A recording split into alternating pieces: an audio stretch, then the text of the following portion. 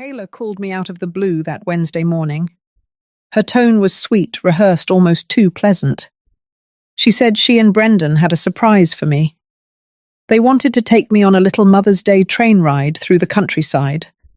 A restored old locomotive with vintage cabins, soft music, and views of the cornfields outside Des Moines. I hadn't spent real time with them in months. Just short visits, quick exchanges, polite smiles. I had grown used to being left out of things.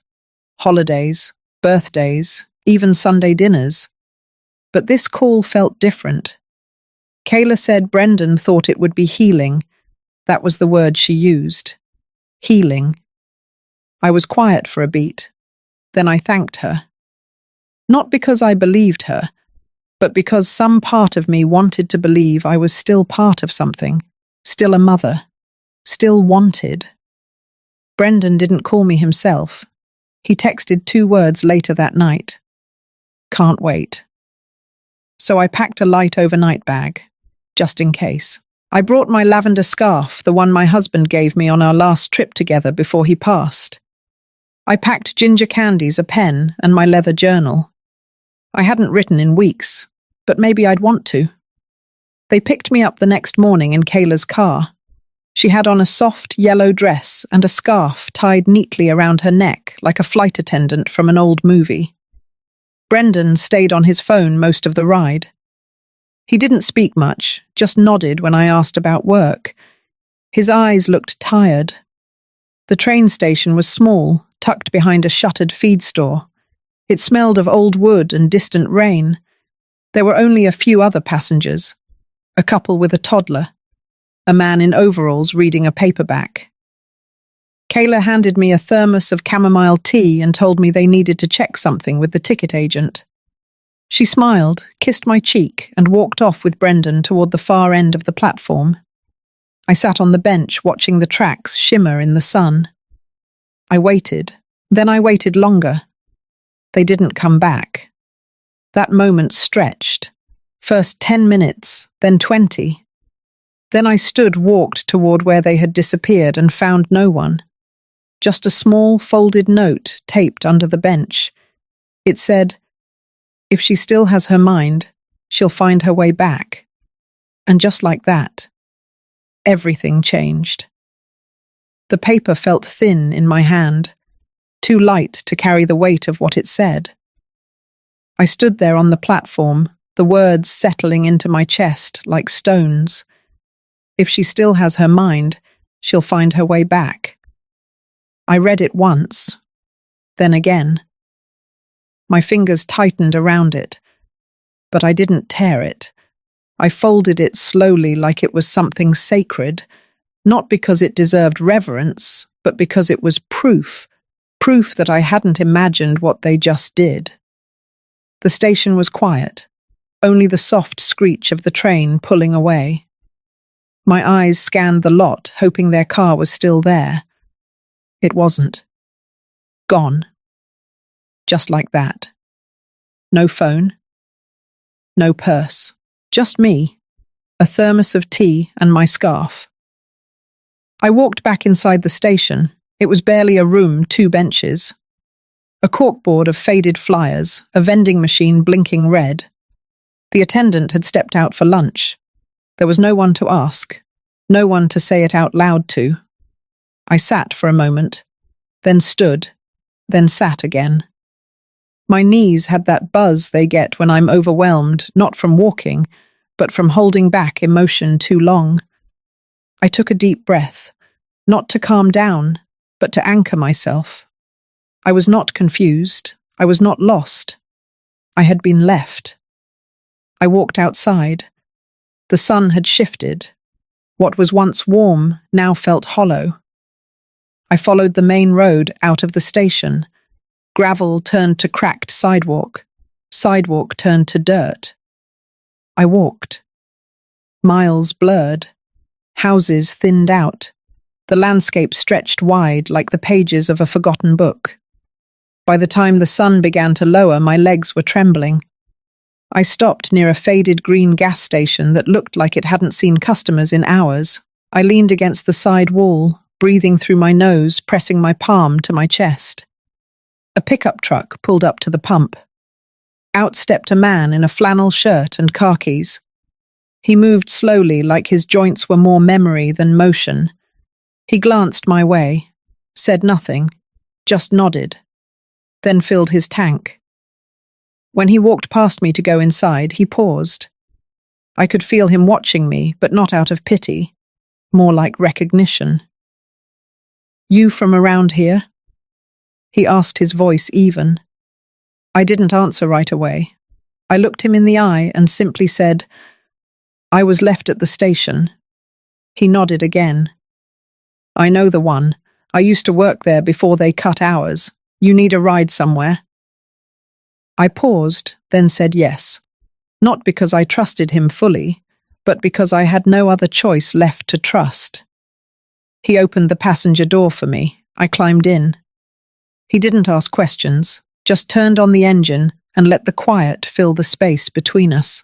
And for the first time since morning, I didn't feel invisible. I wasn't home yet, but I was no longer standing still. The truck moved steady along the narrow country road, the late afternoon light cutting long shadows across the dashboard. I leaned back in the seat, grateful for the warmth coming through the heater vents. My legs ached. My back throbbed from the hours of walking, but my mind was clearer than it had been in days. The man beside me said his name was Harold. He didn't offer more than that, and I didn't ask. There was something comforting in the silence between us, like we were two people who understood that sometimes words just clutter the truth. He didn't take the highway. Instead, he followed back roads lined with tall grass and old fence posts leaning like tired men. I noticed the way he drove carefully, like someone who knew every bend and bump from years of repetition. Every few minutes he glanced my way without turning his head, just enough to check if I was still breathing, still grounded. I told him my name eventually. Eleanor. He nodded like he already knew. By the time we reached his house, the sky had begun to dim. It was a modest place, tucked behind a row of bare oak trees. The siding was weathered, and the front steps creaked under my weight. He opened the door for me, let me sit in the old recliner near the window, and disappeared into the kitchen. When he returned, he handed me a cup of black coffee and a sandwich wrapped in wax paper. I ate slowly. Every bite reminded me I hadn't eaten since morning. He didn't press for details. Just let me be. Later, he set up a cot in the spare room. No questions, no lectures, just kindness. I didn't sleep much that night. The room smelled faintly of cedar and dust.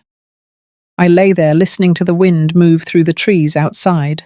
In the silence, my mind ran through the pieces again. The phone left behind the mumbled excuses, the paper note, the vanished car. There was no misunderstanding, no mix-up. This had been deliberate. The next morning, Harold drove me home. We didn't say much. He let the radio fill the space, soft guitar strumming beneath a steady voice talking about snow in the forecast. When we pulled into my driveway, I hesitated before stepping out. The front door looked unchanged, but everything else felt off, like I was approaching a house I no longer fully belonged to. He didn't offer advice, just handed me a folded note with his phone number and said, "If you ever need someone to remember what really happened, I'm around." I nodded and stepped out. The house was quiet, too quiet. I unlocked the front door and pushed it open. The smell of my lavender diffuser had faded. The hallway mirror was smudged. The kitchen chairs were slightly moved, subtle, but enough to tell me someone had been there with intentions that had nothing to do with cleaning or kindness. I moved to my bedroom. One of the drawers was left cracked open. Inside, my file folders were rearranged. My power of attorney documents, health proxy forms, things that had been in place for years were now scattered. Some papers were missing. Some looked replaced. The safe in the closet was still locked. But I noticed scratches near the keyhole, not deep, but recent. I sat down slowly on the edge of the bed. The tea kettle whistled faintly from the kitchen. I hadn't turned it on. Something had shifted. I wasn't just left behind anymore. I had been targeted, and now I needed to decide whether to stay quiet or start preparing for what I suspected was coming. When Harold pulled into my driveway, the air felt different. It wasn't just the cool breeze or the overcast sky. It was something in my bones, something off. I thanked him again and stepped out of his old truck with a heavy silence between us. He didn't ask any questions, just a small nod before pulling away. The front porch light was on. That was strange. I always turned it off before I left. Inside, everything looked in place at first glance, but as I stepped in further, something started gnawing at me. The scent. It was too clean. A chemical lemon smell hung in the air. I hadn't used that brand of cleaner in years. My usual lavender oil was gone. My rug was slightly shifted the way it might be if someone were trying to tuck something back in place. I went to my study. The drawer I kept locked, the one holding legal documents and personal papers, had scratches near the keyhole. Barely visible, but I had seen enough in life to know what those meant. I opened it slowly. The documents were still there, at least the ones I expected. But the envelope labelled Property Deed, Westbrook House, had been moved. Not missing, just touched. A page bent back slightly. The seal was loosened, not broken. My heartbeat was calm, oddly steady. I placed the envelope on my desk and turned on my old desktop computer. My hands moved with muscle memory. I opened my banking app. Security questions, password 2-step verification. There it was. A new name listed under access permissions. Kayla M. Givens. Added 3 days ago. My fingers hovered over the mouse. I clicked into the recent activity section. There had been no transfers yet, just the permission granted. But that alone was enough. No call, no discussion, no signed letter from me. That name should not be there. I closed the laptop. I sat in the armchair near the window, the one I always used to read. The house was quiet, but I no longer felt at home. Not really. I thought about the way Kayla looked at me last week, the way she slowly placed her hand on my arm and smiled with too much sympathy, the kind of sympathy people offer just before they move you somewhere quiet, somewhere far away. I stayed there for nearly an hour, watching the wind play with the old maple outside. I didn't cry. I didn't pace. I didn't even get angry. I just breathed. Deep, even breaths. Then I stood, went to the hall closet and took down my old travel bag. I opened it slowly and placed inside a fresh notebook. A pen and the burner phone I bought last fall after Kayla mentioned switching me to a family plan. She thought I had thrown it away. I didn't. I zipped the bag and placed it under my bed. Tonight I would rest, but tomorrow I would begin. The next morning I rose early. The air was thick with a quiet tension like the sky before a storm. I made tea, sat in the same armchair by the window, and opened the fresh notebook I had placed in my travel bag the night before. Page 1, top corner, I wrote the date. Then I began. Not with long sentences, just facts. Short, direct, calm. Front porch light was on upon arrival. Drawer lock scratched. Envelope seal loosened. Bank account access changed. Kayla M. Givens added. Each entry had its own line. Clean. Unemotional. The way a nurse might chart a patient's vitals during a slow decline. An hour later, I tucked the notebook beneath a loose board in the hallway. I had used that hiding place before. No one knew it but me and Daniel years ago. I felt a flicker of warmth at the memory of his trust. Then it passed. That afternoon, Brendan called. His voice had the same worn-down softness I remembered from his childhood, like he was always apologizing in advance. He asked if I needed anything. I told him I was fine. He said he might drop by tomorrow just to check in. I didn't ask why. I thanked him and ended the call. The next day he arrived around 4, brought soup, sat awkwardly on the couch while I moved slowly around the kitchen. "I'm glad you're back safe, Mum," he said. Eyes lowered. I nodded, not meeting his gaze. "Thank you." He asked about the trip. I answered with vague words. Then I paused in the middle of putting spoons away and let the silence stretch. "Kayla's been worried about you," he said finally. I turned, looked at him with a softness I practiced earlier in the mirror. "She's kind," I said, then turned back to the drawer. He left after 20 minutes. I waited until the sound of his car faded, then went to the front door. I had placed a small sticker just behind the trim earlier that morning. It was peeled. Someone had checked the lock from outside. That night, Kayla came. She brought banana bread, still warm. I missed our chats. She smiled. I returned the smile slowly. So did I. We sat in the kitchen, shared small talk. She asked if I had remembered to take my vitamins. I nodded. Then, while I got us more tea, I watched from the corner of my eye. Her gaze lingered near the hallway where the coat closet stood, the same closet, with the shelf above where I used to keep my travel documents. I dropped a spoon intentionally. As I bent to pick it up, I saw her rise slightly, step toward the hallway. She caught herself, laughed softly, and sat back down. Later that night, I opened the notebook again. Brendan visit. Soup. Eyes avoiding contact. Kayla visit. Looked toward coat closet. Distracted when alone. Then I closed the book and locked it away. I didn't sleep right away. I sat on the bed, breathing slow, listening to the hum of the refrigerator down the hall. Every detail mattered now, not because I was scared, but because I had finally decided I would not let this play run without a script. And this time I was writing it. The following morning I opened the closet and pulled out my old tape recorder. It was dusty, the kind you had to press both record and play at the same time to get it to run. I tested it with a fresh battery. It still worked. The soft click and mechanical hum felt oddly comforting.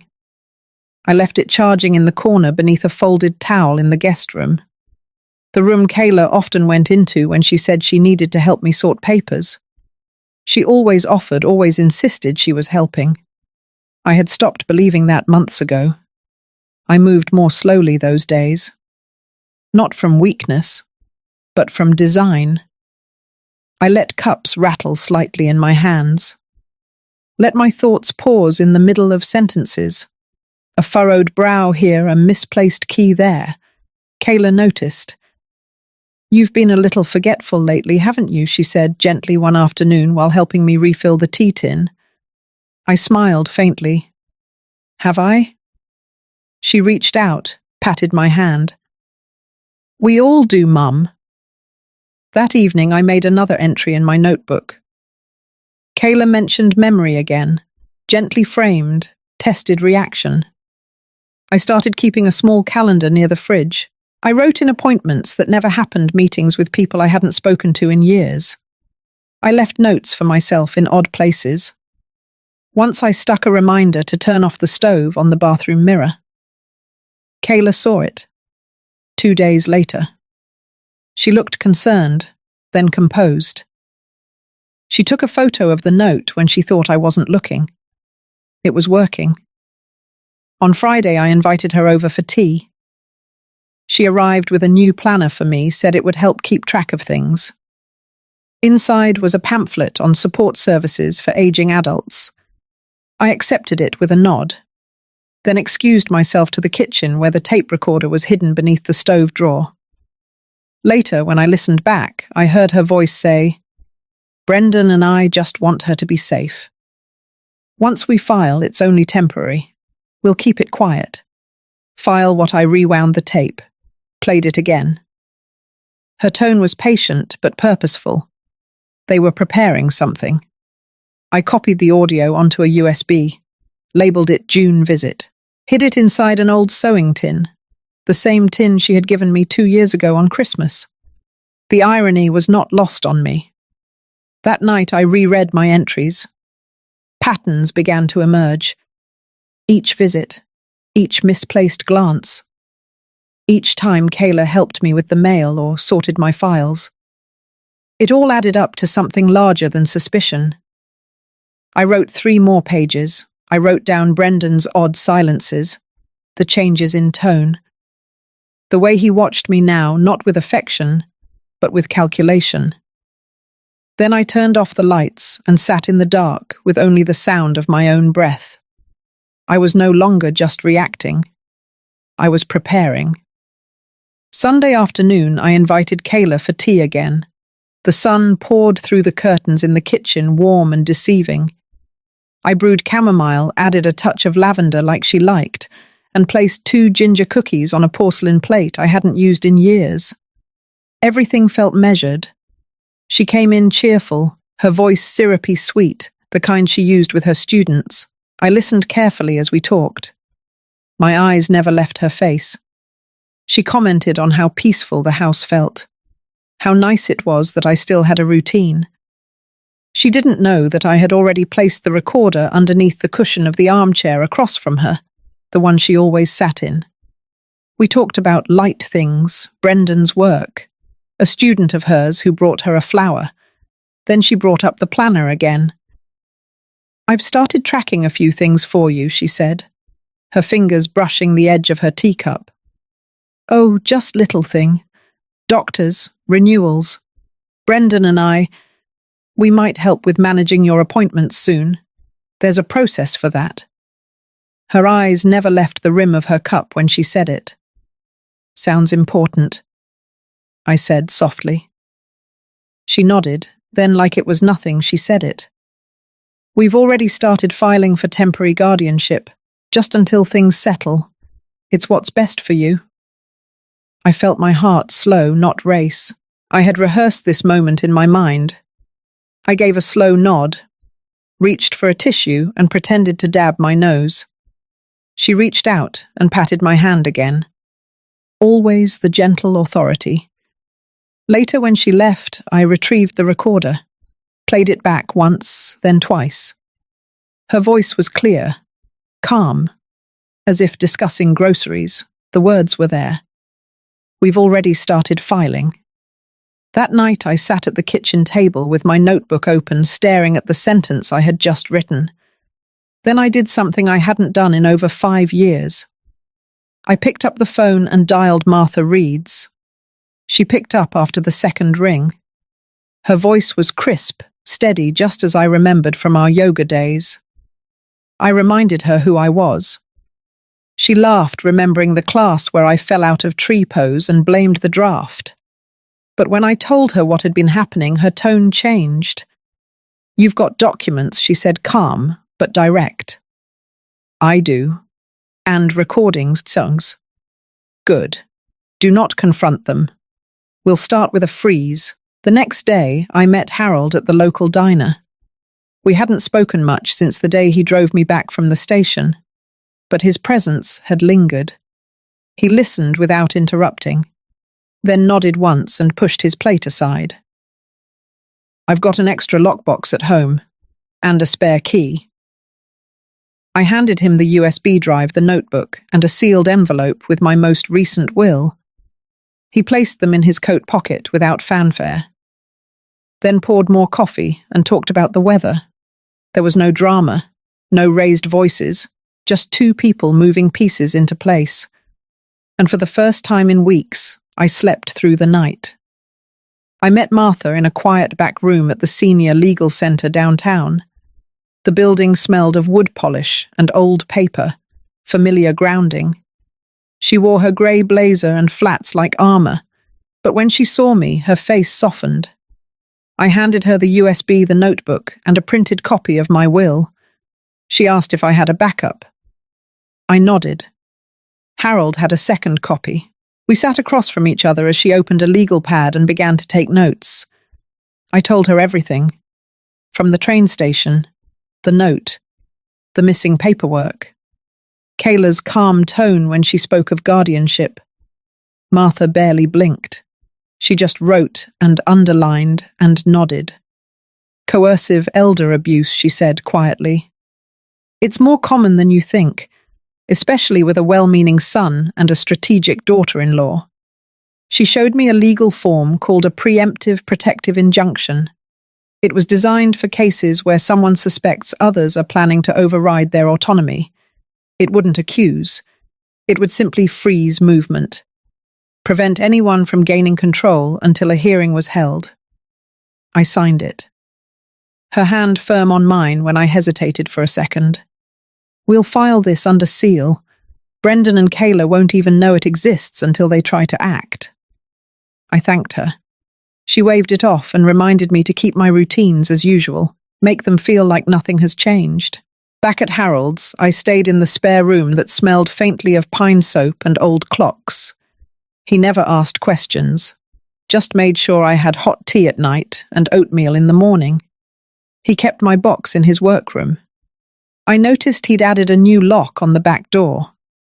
One afternoon, while I was sitting on the porch, Brendan called. His voice was cheerful, breezy. He asked how I was feeling, if I needed anything. Then mentioned that Kayla had set up a meeting with someone at the bank to go over things. I told him I was grateful for their concern, that I trusted their judgment. He said, "That's good, Mum. We just want to make sure everything's in order." The next morning, Martha called to confirm the court date had been set quietly, privately, 3 weeks from now. Until then, I needed to stay quiet, play slow, appear uncertain when they asked, say thank you when they brought soup, let them believe the narrative they had written for me. So I did. I went to brunch with them that weekend, sat across from Kayla while she told Brendan about planning a beach trip. I laughed at her stories about her students and asked about the garden. Later that evening, I caught her near the hallway, glancing into my office again. I offered her tea. She declined, said she was tired. I smiled and let her go. That night I returned to Harold's and sat in silence. I wasn't angry. I wasn't even sad anymore. I was steady. The pieces were moving, and they didn't even know the board had changed. Brendan arrived just after noon, unannounced. I had just finished watering the porch ferns when I heard the familiar sound of his tires on the gravel. For a moment I considered not answering the door, but I dried my hands and opened it. He stood there in a crisp polo, holding a paper bag from the bakery I used to love. He smiled, but it was tight. His eyes flickered past me into the house. I stepped aside, letting him in. We sat in the sunroom where the light was soft and quiet. He started with small talk. How Harold was doing, if I had seen the hydrangeas starting to bloom. Then he leaned forward, elbows on his knees.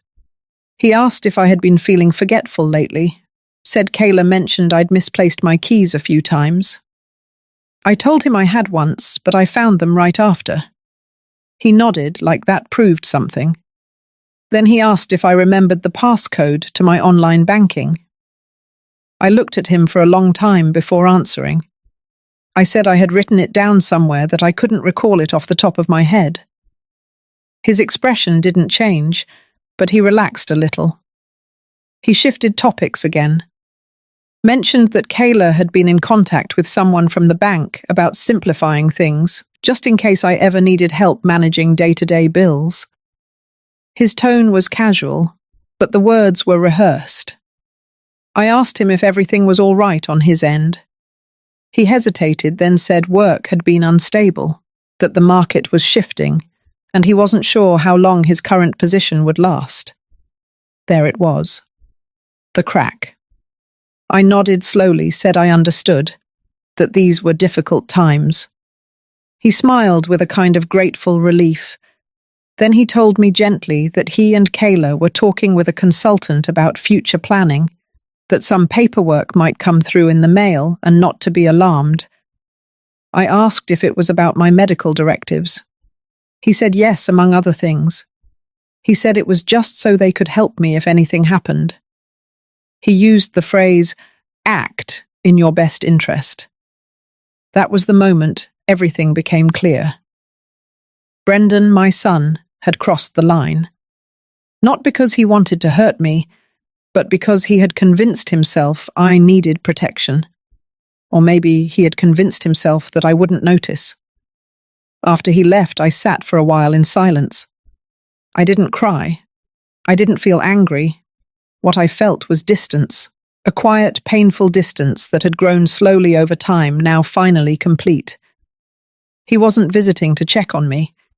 He was measuring my capacity, calculating how soon they could move forward. Later that night, I texted Martha from Harold's phone, told her we needed to accelerate the timeline because Brendan had stopped being confused. Now he was complicit. And that changed everything. The next morning, I was already packed before the sun rose.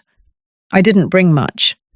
Just one suitcase, my notebooks, a thumb drive, and a small canvas bag with my birth certificate, social security card, and the folder Martha had told me to safeguard.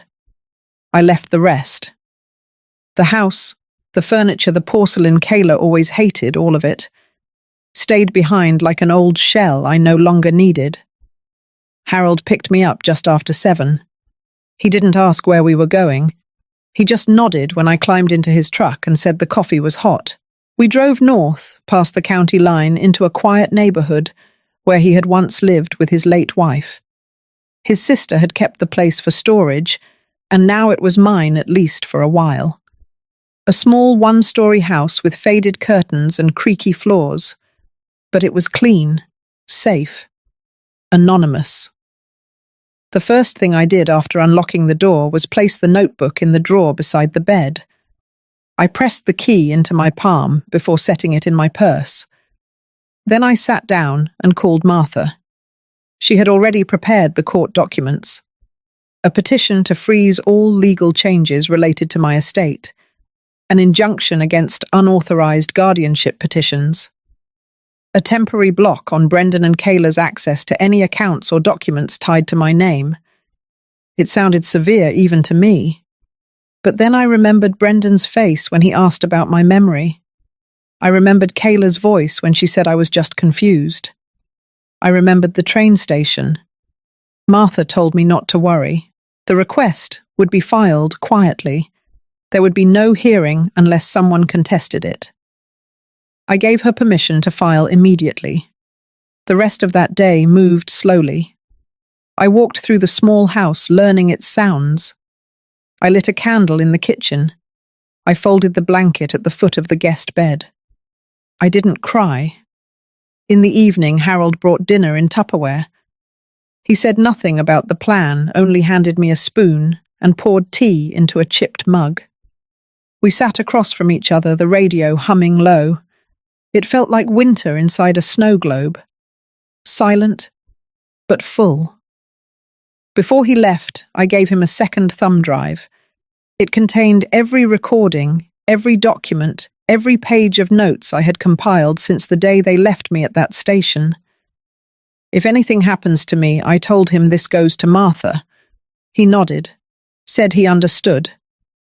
That night, for the first time in months, I slept through the night.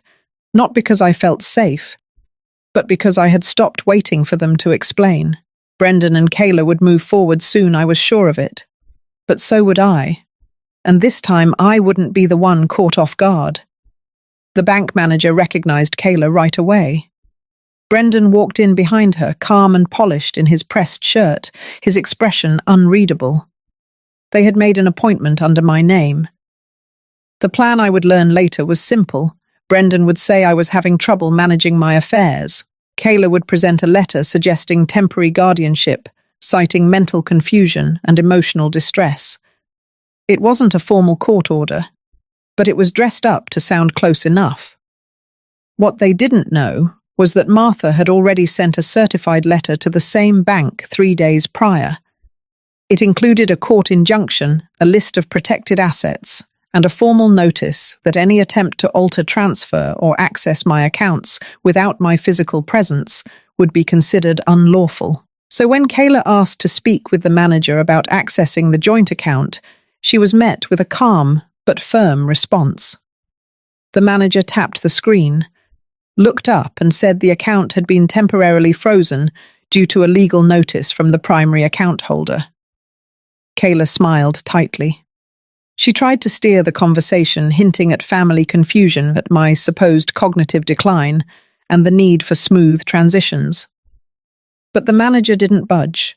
He stated clearly that a court had issued protective measures and that until further notice, no changes would be permitted without my explicit, in-person consent.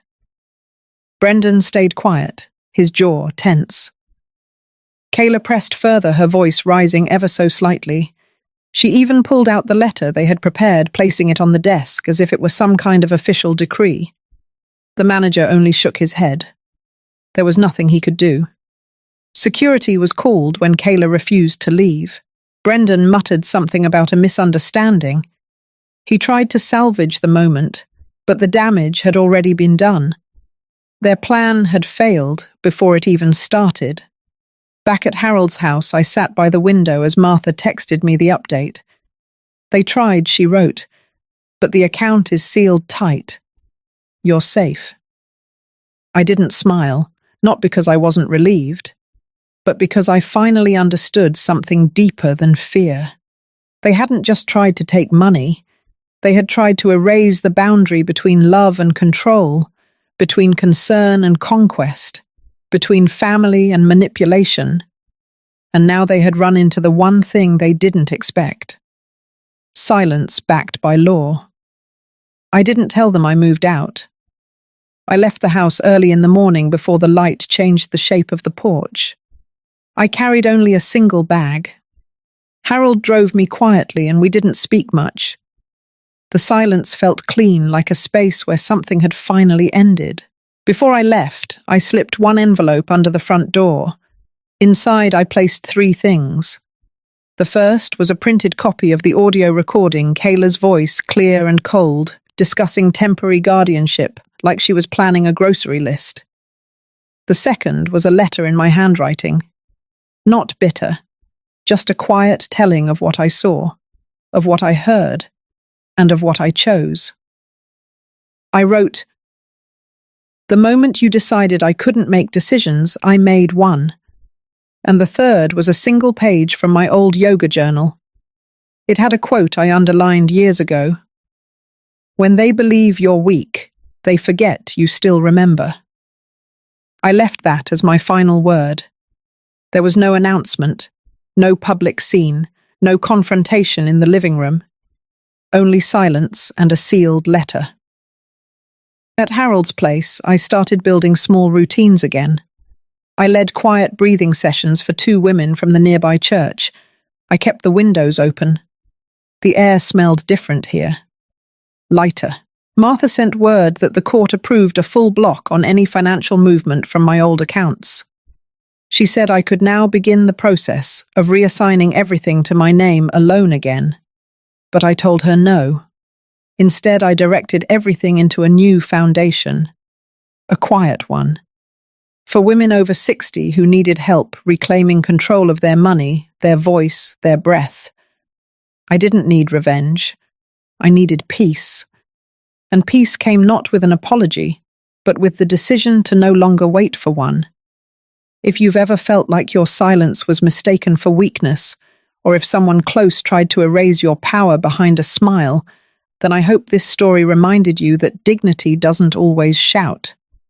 Sometimes it just leaves the door gently and never returns. If this story touched something in you, I'd love to hear from you. Share your thoughts, your stories, or just a quiet word. You're not alone, and your voice, even in silence, still matters.